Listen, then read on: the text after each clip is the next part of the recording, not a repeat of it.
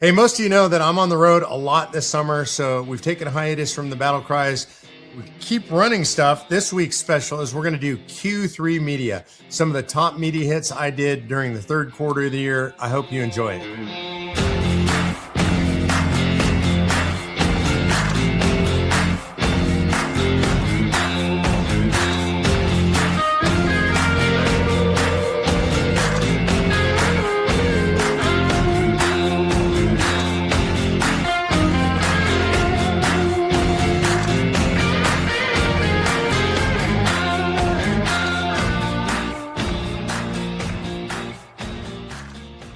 Is Charlie's story, and right now a real proceeding is underway in an open courtroom, laying out piece by piece exactly what happened to Charlie on that terrible September day. Here to discuss that and more, my friend Mark Meckler, co-founded Tea Party Patriots, leads the Convention of States Action, and is the CEO of JTN Networks, the parent company of Just the News. Will Chamberlain is an attorney who revived Human Events and now serves as senior counsel at the Article 3 Project and as VP for External Affairs at the Edmund Burke Foundation. And Gary Melton, a.k.a. Paramount Tactical, who served 4 combat tours as a U.S. Army Special Forces weapons sergeant and sniper team leader, and has spent 9 months going claim by claim by claim through Candace's allegations with actual sourced evidence. A thankless job, but we're glad that you're doing it. Fellas, thank you for being here. Thank you. Thanks for having us. Mark, tell us what's happening in Provo. You know, I think this is really interesting. It's different than the legal system in most states. Most people are not familiar with a process like this. So this is a preliminary hearing. We don't see this in trials in most states. And what people are thinking of is a full-blown trial where you have to prove something beyond a reasonable doubt. This is not that. In a preliminary hearing, all they're trying to do is demonstrate probable cause. In other words, the attorneys come in, the prosecution comes in, they bring witnesses, they bring them before a judge, and they're demonstrating to a judge that they actually have enough evidence to conduct a real trial. And what the judge wants to make sure is we're not going to waste the time of the court.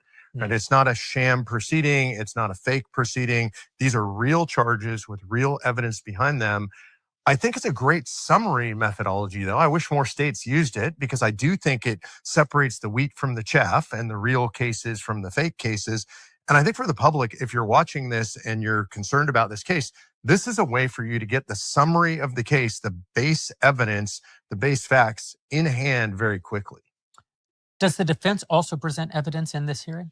No, actually, it's just the prosecution showing that they have probable cause to continue with the trial. So what role does the defense play, if any, in the... I mean, they can cross-examine the witnesses and try to demonstrate that it's not good evidence. So the prosecution is trying to put things into the trial, and the defense, if anything, is trying to keep that is evidence correct. Out of the trial. That's the entire process. And folks need to understand that probable cause, way different standard than beyond a reasonable doubt. Right. It just means, yep, this looks like something that should proceed. And it's nothing that would send somebody to jail. How much of the prosecution's ultimate case are we getting in this hearing? You know, you say that we find out, for example, that that Tyler Robinson was ordered food at the Chick-fil-A on campus. And you say, so probably there's a credit card transaction, or probably there's... would every piece of that have to be presented as potential evidence here? No. So we're not seeing all the evidence or hearing all the testimony. We're just trying to get to a baseline that says this is enough to proceed to trial. Yeah, I think what they're trying to do is give the judge enough to say probable cause. Honestly, watching the evidence this week, we're done. I mean, it's pretty hard to look at those videos, to see him on campus, to watch him limp in the way that you would limp if you had a long gun down your pants. All that stuff is enough to make a judge say, okay, yeah, we're done with getting to the probable cause threshold. I mean, my opinion is they've already done it. I don't know if you would agree. Oh, of course. I mean, think about probable cause is the standard required for somebody to make an arrest. It's the standard required for a grand jury to indict, right? Like if this had been shown to a grand jury, would it have been any problem for a prosecutor to obtain an indictment from a grand jury? No. I think Utah seems to, again, have this kind of unique, robust preliminary hearing that allows cross-examination by the defense attorneys. But even given that sort of unique circumstance, this is still overwhelming from the perspective of probable cause. I think part of what we're dealing with here is very old. Yeah. And Candace is doing something that goes back, that has plagued Christianity since the beginning, which is she's practicing a form of Gnosticism. Oh, yeah. Right. So she is using secret knowledge. I mean, she actually uses the words, I may not know, but I know. Right. And that is Yeah, I may not pure, know, but I know. right. That's pure Gnosticism, right? So she has a secret knowledge. And so for her listeners, they want to be in on that secret knowledge. This is the way Gnosticism has always worked. They know something that the rest of us don't know. So anytime we question it, it's like, oh, you don't know. You're not in. You've been fooled. You're the rube. You're the mark because you don't know what we know. You don't know what Candace knows. This is a very old game. It plagued early Christianity. I think it plagues any moral system that has a serious moral foundation and principles. Gnosticism is a really dangerous philosophy. I was associated with a gal who was very high up in the Nexium cult. Are you familiar with the story? That? Yeah. And eventually this cohort of women within that cult even allowed their genitals to be branded with a branding iron. And you think, well, how could a person possibly get to a place where they would allow that to happen? And it is the constant promise.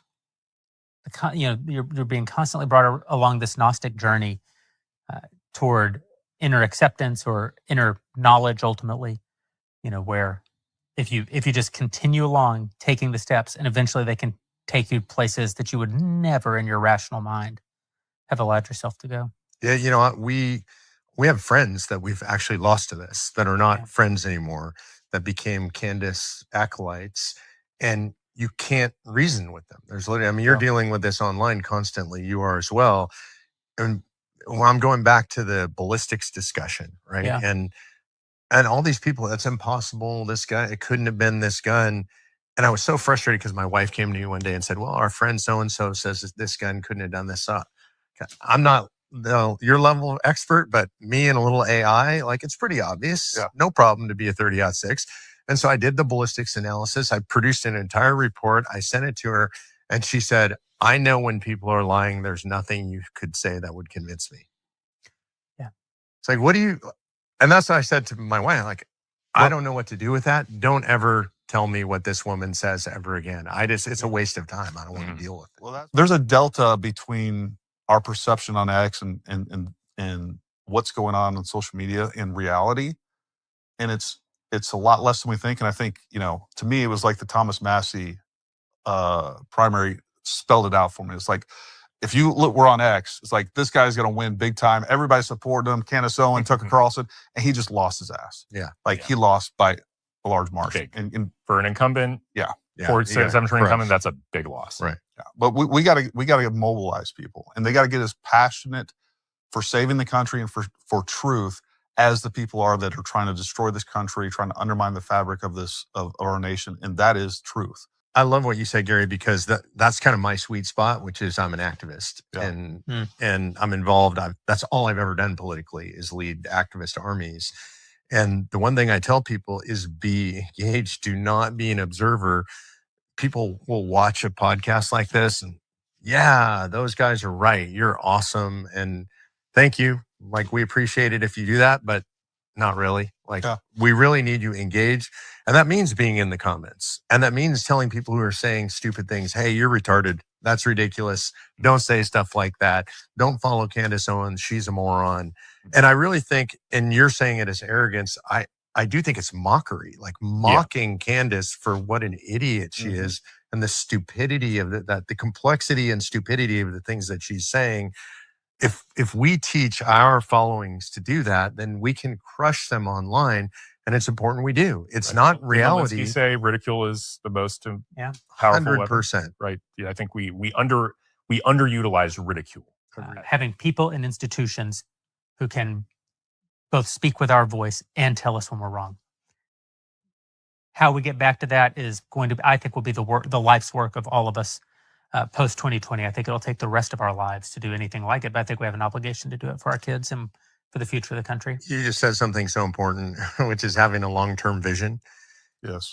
So I got engaged in politics 16 years ago or so, and at the time I said, well, we need a 40-year plan. Yeah. That was my view. And we as conservatives are terrible at this. Republicans, particularly terrible. We want to win the midterms. Yep. And then we want to win the presidential election. I travel all over the country. I've been in all 50 states. I've been in the capitals in most. I spend way too much time in Washington, D.C. in my office there.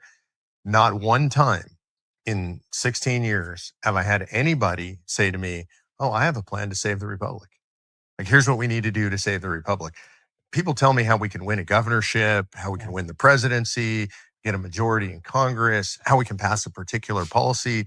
All of those things are important. I'm not denigrating any of them, but people damn well better start thinking about how we save the republic. And I'm going to pitch my own thing a little bit here, which is that's why I do Convention of States, because it's a republic saving project. I'm not going to fix the country tomorrow or next year or the year after. I've been doing this 13, almost 14 years now, because I actually care about the institutions, reforming the institutions and saving the republic. I would argue there's a whole swath now. Some people call it the horseshoe right. They're proto-anarchists, actually. They're like, well, we can't trust any institution ever. None of it matters. No court is legitimate. No level of government is legitimate. The medical establishment's no longer legitimate. Industry's no longer legitimate. Well, that's just anarchy, if you believe that. If we believe that, we're going to lose to the leftists because they love anarchy, because that's how you get to ultimate status. Right, and so let's welcome in Convention of States Action President and Victory News contributor Mark Meckler to the stage. Round of applause for Mr. Mark Meckler with us live. Thanks for being here. Great to see you. Mark, your reaction to what's going on there with El Said. I mean, if he in fact did lie about all those things, then what else will he be lying about? I mean, I think what people should realize is he's a radical Islamist, and part of his faith is actually he is commanded to lie to gain power, and to gain power over us as what they would call non-believers. And so I just don't think any of us should be surprised. There's nothing he won't lie about to gain power. Mark, you posted on X today that 24 members of Congress are age 80 years old, and half of them are running for re-election. What is going on with these politicians? I mean, you're supposed to be serving your country, right? But it's become a career. Yeah, it was never intended to be a career. Nobody could imagine that they would want to go stay in the swamp their entire lifetimes. Ben Franklin said, if we ever crossed power with money, we would be in big trouble. These guys are getting rich. They have a lot of power. And so there's no incentive to leave. That's why we need term limits. And I got to ask you, how do you think they're all getting rich in D.C.? Because they are. Well, they're getting rich on insider trading. That's the main way. And there are records that prove this. They're doing all these trades. They do way more trades than the average person. And they always seem to win on their trades. Correct. It doesn't work that way for me. I don't know about you. Not for me either. Yeah, me neither, guys. Me neither. So Reuters, Mark, has claimed that Iran was boasting about receiving some rocket launchers from China. And then we heard from Chinese leadership that that is not so. What do you think is going on there? Yeah, look, I do think the Chinese are supporting Iran. That's in their best interest as a nation. Right. They get a significant chunk of their oil from Iran, and so they also get a significant chunk of their oil through the Hormuz Straits. Yes. And so serving Iran's interest serves China's interest. And again, China is a country that just lies to us consistently. They don't care about the truth. Mm-hmm. Now, Mark, it appears the Senate cannot get Todd Blanche across the finish line as the permanent attorney general. President Trump is threatening even to pull the AG nominee and wait till opposing senators Tom Tillis and John Cornyn are gone from office. What is your perspective on the president's strategy and the possibility of getting Blanche across the line? Yeah, look, I think that's a great strategy. He shouldn't have that fight. If he's going to lose that fight, he can leave Blanche in until we have a new Senate seated, and then he'll have the votes. So it has been revealed that Lonnie Bunch III, the Smithsonian Institution secretary who called DEI an integral to excellence in museum practice, was paid $4.4 million, a mark, from 2020 to 2024 in base salary. Do you find this suspicious, to say the least, and should something be done about it? Yeah, absolutely. That's an outrageous amount of money for a quote-unquote public servant to be paid. We know that they are trying to foist DEI on us in the Smithsonian. That kind of political perspective in the Smithsonian should not be allowed.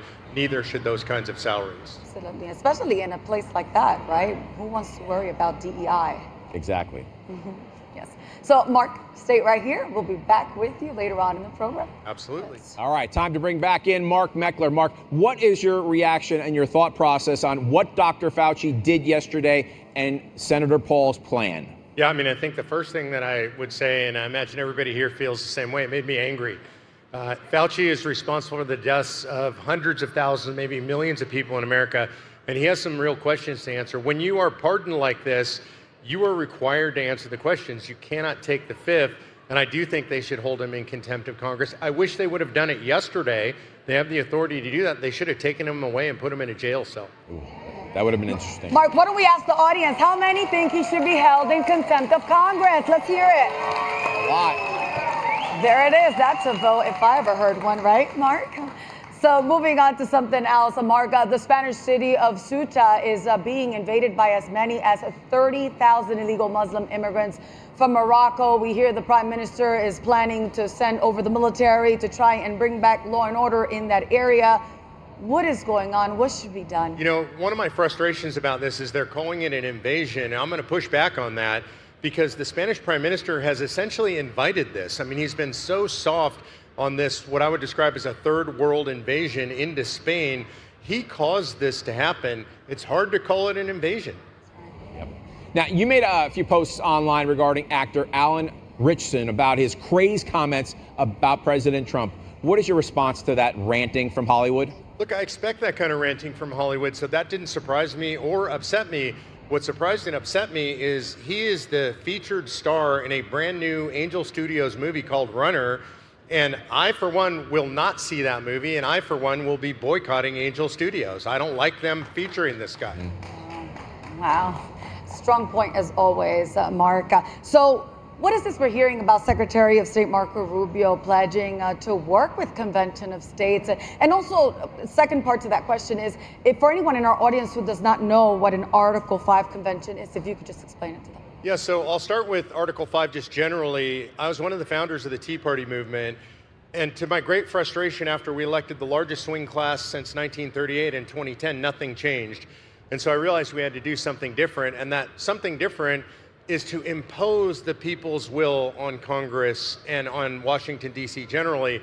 Article 5 gives us the power to call a convention when 34 states ask for it. So far, 20 states have. The goal is to take power from D.C. and give it back to the people. Term limits, a balanced budget amendment, doing away with a bunch of these three-letter agencies and departments. We can do that. They will never do that in Washington, D.C.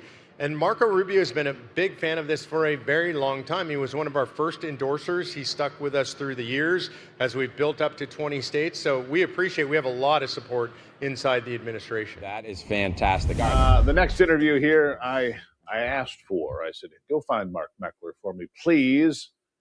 And Sarah did, of course. Mark, welcome to the program. Oh, thanks for having me. Good morning.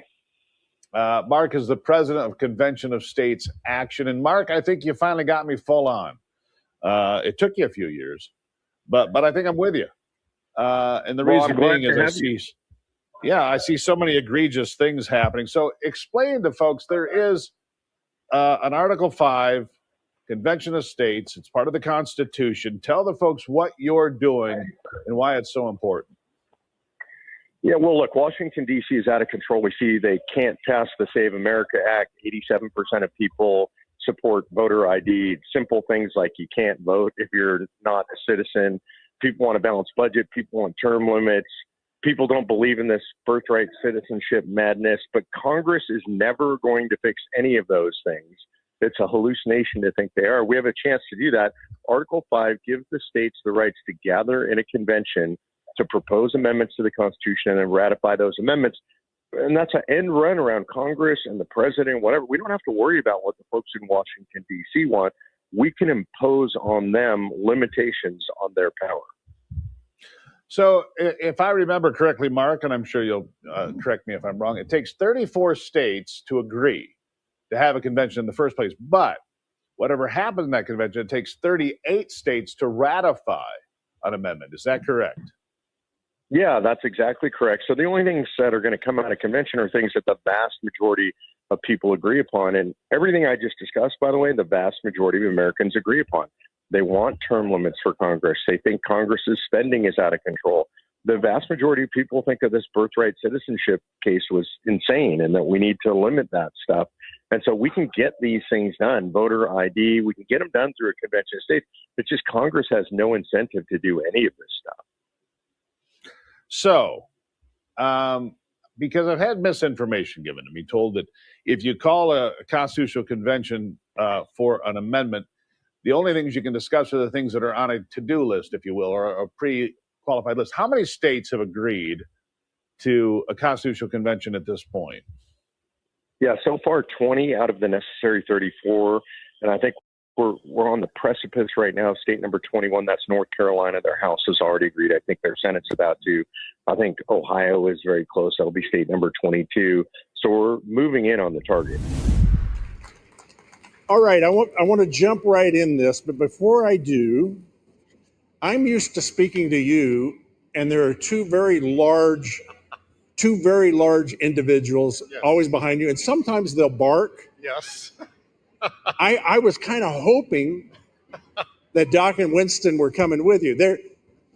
Where are they? Can we put there? They are. There we go. There you go. There are the boys. See, now I feel normal. Yeah, now I feel better too. Though we know they won't jump up and bark today, so it's a Right. little bit easier. Anytime you're talking to Mark, they're in that position right there. Working hard. Yes. What do they weigh? Let's see. Winston's probably about 150. Doc's probably about 160, 165 pounds.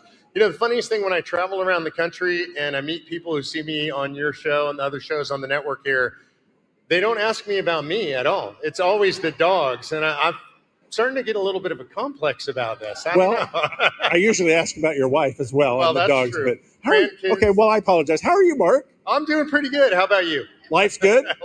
I just had a new grandson this week. Congratulations. So life's incredible. Yeah. Congratulations. In your case, I'll say Mazel Tov. Thank you. I appreciate that. And his name is? His name is Joshua John Meckler. I love it. Good Bible name. I like it. All right, let's get into this. I'm going to ask you your attorney hat for a second. Okay. All right.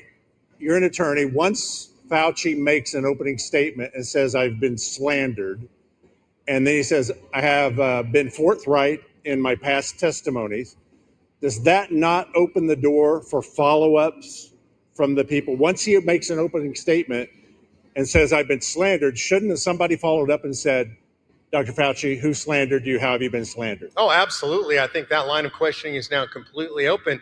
And I actually think in saying that, he committed perjury, because when he said, I've been forthright, there's absolute proof on the record now in writing in his own diary that he had not been forthright in front of congressional committees previously. But he took the fifth. He took the fifth. I don't even understand that, because he also has a full pardon, an outrageous pardon, I might add. It's Okay. historically All right. outrageous. I'm gonna play a clip of him for a minute, but I have it right here. Here it is. Not the official one, but a copy Looks of pretty it. official. Well, I mean, it's got the seal on it, and it's got the auto pen signature right here. President auto pen signed. And this is from Joseph R. Biden Jr. And this says, President of the United States of America, to whom all these presidents shall come, greetings, be it known that this day, his name and the reason for this pardon, Article 2, Section 2, Clause 1, have granted under Dr. Anthony S. Fauci a full and unconditional pardon for, now listen to this, for any offenses against the United States which he may have committed or taken part in during the period from January 1st, 2014 through the date of this pardon arising from any manner related to his service as NIAID, just abbreviated it, as a member of the White House Coronavirus Task Force or the White House COVID-19 response team, or as chief medical advisor to the president. Signed. It's a preemptive pardon. Yeah, I actually think there's an open legal question right now whether preemptive pardons are even legitimate. This is ahistoric. This is not a normal kind of pardon. Joe Biden issued a bunch of these kind of pardons, or at least his auto pen did. And I even think the auto pen makes it questionable. So I think there are a lot of reasons the pardon is questionable. Once pardoned, in my opinion, he had no right to take the fifth. Could he have been arrested by the chairman or any member of Congress for contempt? Yeah, I think they would have had to take a vote on contempt. And if the Could they have done it then? They could have done it right then. Absolutely. There's no reason they couldn't have, other than they probably didn't have the guts to actually do it. I think personally, they should have taken that vote. They should have found him in contempt. They should have cuffed him, arrested him, and walked him off. Where does he go? There's actually a jail inside Congress. There's a jail inside Congress. Absolutely. And that's where he belongs today, right now. Let me ask you a question. Let's talk about the Fifth Amendment for a minute, because I don't know that I fully understand it. It was designed to protect citizens from being tortured into a confession back 250 years ago. Can it both be a shield and a sword? Because he used it kind of as a sword.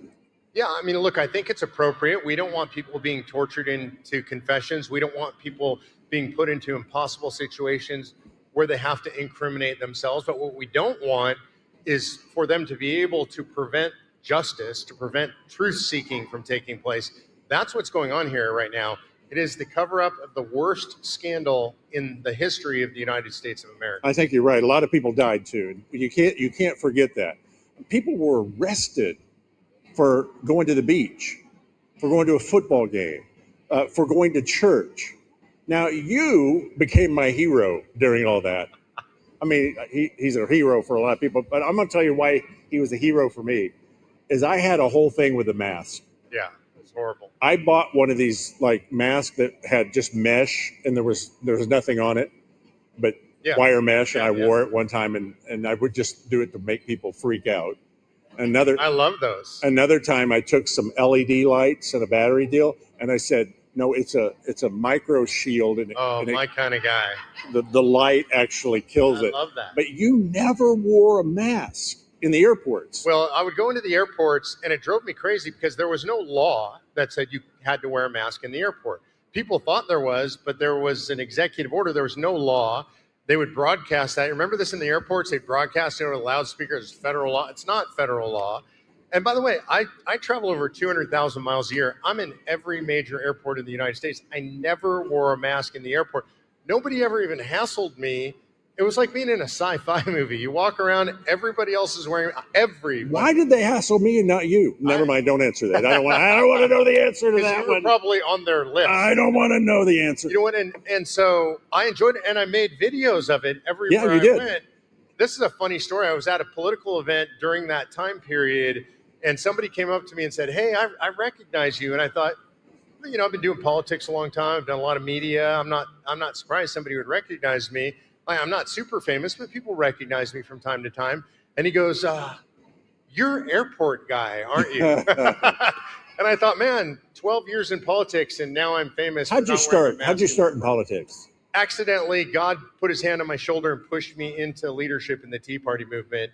I didn't mean to do that. It turned my life upside down. I went from a very private citizen to a public figure, but God just pushed me into it. By the way, side story, I was not a believer then, so I didn't know God was pushing me. It was just an opportunity. I love my country. I grew up very conservative. I had a chance to do something, and so I did it. See, I was running for office in 2010, back during the Tea Party, Right. and a lot of people don't realize it really was grassroots. Oh, absolutely. People try to say it was AstroTurf. You know, here's a funny story. When we started that thing, and I was one of the founders of the largest Tea Party organization, on the website was my home phone number.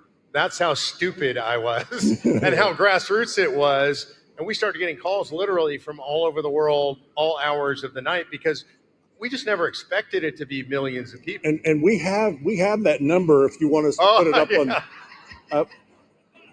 Look, you can answer to my wife. Yeah, no, I'm joking. We don't have that. I'm still answering to her for that. Is Fauci actually the problem, or is Fauci the symptom of a federal government that has too much power? Fauci's the symptom, and Fauci is a symptom of people who stay in Washington, D.C. for too long. He was there for over 40 years. I believe he served 5 presidents. That gives him more power than any one administration, than any congressman, and we should not have an administrative state with that level of power or longevity. Okay, I've got in my hand Article 5 of the Constitution. I want to ask you about that. Okay, Congress is supposed to do their job and make laws. They're supposed to be the purse string for the government, the checks and balances. They're supposed to have a process to make a constitutional amendment. Like if you want to amend the Constitution, there's a process for that. That hadn't happened for a long time. Right. But it needs to. Yeah, absolutely. And so you point out, and I've got it right here, here's Article 5 of the Constitution. By the way, shortest article in the United It States. is. It's like, look, that's less like. You can read it, easy to understand. It's half a page. And when you look at this, you're thinking, was this a backup plan for Congress not being effective in amending the Constitution? Is this for the people to make something happen? Yeah, look, there's two ways we amend. The one that we've always done, which is when 2/3 of Congress asks for an amendment, they send that out to the states, and the states can ratify that with 3/4 of the states voting. But the framers knew that there would come a time when the federal government would become unresponsive. In fact, Colonel George Mason stood up at that convention 2 days before the end of convention and said, we've got a problem. We gave the power to Congress, but not the states. And he asked the question, are we really that dumb that we believe that Congress will propose amendments to restrain itself if it becomes a tyranny? And I think that was a forehead slap moment. All the guys were like, no, of course not. We actually know that. I wish we had video. They probably laughed. But what we know is there was no debate, and it was unanimously adopted to give the states this power to rein in the federal government. We've never done it. Now's the time. How would we rein them in? So what we're proposing right now, and 20 states have already signed on to this. How many do you need? It takes 34, so we're well over halfway there. Okay. North Carolina and Ohio, I think, about to go. That would take us to 22 states. There are three subject matter areas. One is anything that would impose term limits on the federal government. Anybody think we need term limits? What do you think? Term limits? Now, I know congressmen, not senators, but I know congressmen, and they've said this to me. Greg, we already have term limits. Every 2 years, there's an election, and you can vote us out. It's very hard to throw congressmen out. They have what's called the franking privilege. They can send mail for free. All the consultants work for them. Nobody wants to work for the challenger. It's easy for them to raise money. Challengers have a hard time raising money. The system is broken, and there is an incumbency protection racket in place, and that's why we need term limits. But I want to clarify. Okay, term limits is number one. Yeah, but not just term limits for Congress. How about term limits for staffers and bureaucrats? The deep state. How about the Fauci amendment? I don't want term limits on just Congress. I think that would be dangerous. It would make the bureaucrats even more powerful. That's what I was going to ask you. Yeah, we need them together. I would not be in favor of term limits for Congress alone. Okay, what's the next point Next thing is anything that would restrain the federal government fiscally. You mentioned the purse strings, the idea that they're spending us into oblivion. I mean, in the early days of the country, the framers of this country said it would be immoral to pass our debts on to the next generation. Now it's not just the next generation, it's many generations. I don't know how we could ever pay off. So you're calling for a balanced budget? A balanced budget amendment of some kind, including, I would add, tax caps and spending caps. Okay. Because if you just do balanced budget amendment, they'll just tax you and me to death to balance the budget. And we can't. We don't want 80% taxes. All right. We want to. So you could do something like tied to GDP, gross domestic product, or population plus inflation. There needs to be a hard and fast formula. Is that a flat tax? I'm a big fan of the flat tax, or even a fair tax, which is a consumption-based tax. Anything but what we have that allows them just to tax us to death and print money. Those two things together create a never-ending cycle of term debt. limits for elected officials and bureaucrats, fixing the tax code, that system. What's next? I think the most important thing is limiting the power and scope of the federal government. The federal government originally had 17 enumerated powers. Today, I think it's, I don't know how many, 17,000. The courts have expanded their powers into absolutely everything. We should say to the federal government, no, you can't be involved in education. You can't be involved in energy. You can't be involved in housing or healthcare. These were things that were always intended for the people in the states. We need to take that power away and give it back to the states. Some people say, well, how will that work? Well, the reality is every state has every one of those agencies I just described. We don't need Washington, D.C. poking its nose into our state's business. You like that? Is there another point in what you're proposing? Those are the three main points. But the overarching thing I want everybody to understand is this is a jurisdictional fight. It's not a fight about particular policies. It's not about abortion. It's not about tax rates. It's not about whether we should have medical care for everybody. This is about who decides. And when I ask you the question, who should decide, you or a bureaucrat in Washington, D.C.? Me. Everybody answers that, right? And so we all believe that. You know what they think in D.C.? They should decide. They think we're too stupid to decide for ourselves. We should have this jurisdictional fight, and we must take the power away from Washington, D.C. So why is it so hard, Mark, to get states to sign on to this? You've got how many? You said 20? 20 out of the necessary 34. You need 34. Yeah. What happens if you get 34 states to sign on to your Article 5 convention? Then the states will send delegates to a convention. They're called commissioners. Where would that be? Would that be in Washington, or would it be? Well, Washington gets to decide. Congress decides where it is. They'll name it for D.C. The delegates will gather in D.C., and the first day they'll move it to someplace like Oklahoma City, or maybe Fort Worth, Texas. Right here in Fort Worth, Texas, somewhere in the center of the country. They'll gather, they'll debate these proposed areas, and they will come up with amendments if they can get 26 states to agree. This is something really important. It's only a suggestion. Like once the convention agrees on something, term limits, let's say, they send that to the states. The states get to decide. So all the state legislators will decide. How many of those do you need? 38 states. It takes 3/4. So this is a really important point. Anybody who's afraid of this, they're going to say, well, it's going to be a runaway convention. They're going to do something crazy. And my response is change the Second Amendment. Change the Second Amendment. Take away our First Amendment rights. I would just say, well, okay, if you believe that, send me the 38 states that will ratify. By the way, this is my personal email address, mmeckler@cosaction.com. Okay. I've given that address out to literally millions and millions of people with that offer. If you can think of something you're afraid of, send me the amendment and send me the 38 states that will ratify it. I've been doing this 13 years, 0 emails. Can't do it. Are you serious? Yeah, not one, not even from a crazy person. 0 emails. You won't do your phone number, but you're willing to do. Yeah, no phone number. All right. All right. So for Christians watching tonight, what responsibility did we have? How can we? Do you think this is a good idea? The state's doing this. I mean, if you don't, that's fine. Yeah. How can we help that? Because I really believe the framers put Article 5, here it is, in there for a reason. Yeah, We've never used it. So they knew this time would come. I think if, I imagine myself sitting down with Ben Franklin and complaining about all the stuff going on, and he would ask us, well, why haven't you guys used Article 5? And the reason is some people are afraid of this runaway convention thing. I think he would slam down his pint of ale and storm out. He'd be so frustrated. Like, can we really stand in their shoes if we are afraid to hold a meeting? And my answer is no. So what we need to do as individuals is stand up, go to conventionofstates.com, sign the petition, but more than that, get involved.